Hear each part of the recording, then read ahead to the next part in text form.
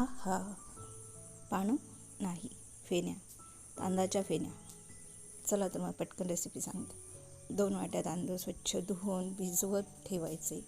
त्यानंतर 2-3 तासाने ते चाळणीवर निथळायचे आणि मिक्सरच्या भांड्याला लावून त्याची पेस्ट करून घ्यायची. तुम्ही फक्त पांढऱ्या रंगाच्या पण फेण्या बनवू शकता. मी इथे 2-3 रंगाच्या बनवणार आहे. अशा प्रकारे पीठ वाटून झालेलं आहे. त्याच्यामध्ये मीठ टाकायचं. मीठ मात्र बेताने टाकायचं. फेणी सुकल्याच्या नंतर ती खारट होते. त्यामुळे इथे पीठ तयार आहे. मिठाच्या पाण्यात स्वच्छ धुवून घेतलेली फणसाची पानं कपड्यावर सुकवून घेतलेली आहे.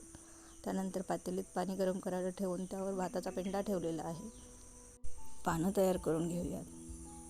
पानांवरती चमच्याने असं पीठ लावायचं. जास्तीचं पीठ पान उभं धरून भांड्यामध्ये ओघळून टाकायचं.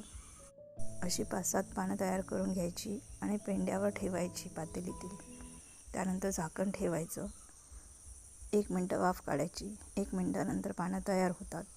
अशा प्रकारे चमच्याने किंवा चिमट्याने ती काढून घ्यायची आणि कापडावर सुकत घालायची. काही वेळातच फेण्या पानांपासून वेगळ्या होतात, आपोआप सुटतात. अशा प्रकारे या 2-4 तासामध्ये त्या छान वाळतात आणि तळण्यासाठी तयार होतात. पण एक आहे की फेणी जर मोठ्या पानावर बनवली तर ती तळताना वाकडी तिकडी होते. छोट्या पानावर बनवली तर ती व्यवस्थित जशाच तशा आकाराची तळल्या जाते. बाकी फेणी तळून झालेली आहे. ती छान तळल्या गेलेली आहे. पान मोठं असल्यामुळे आकार मात्र वाकडा तिकडा झालेला आहे. तर तुम्हाला या फेण्या कशा वाटल्या? कमेंटमध्ये नक्की सांगा. चॅनलला सबस्क्राईब करा. धन्यवाद.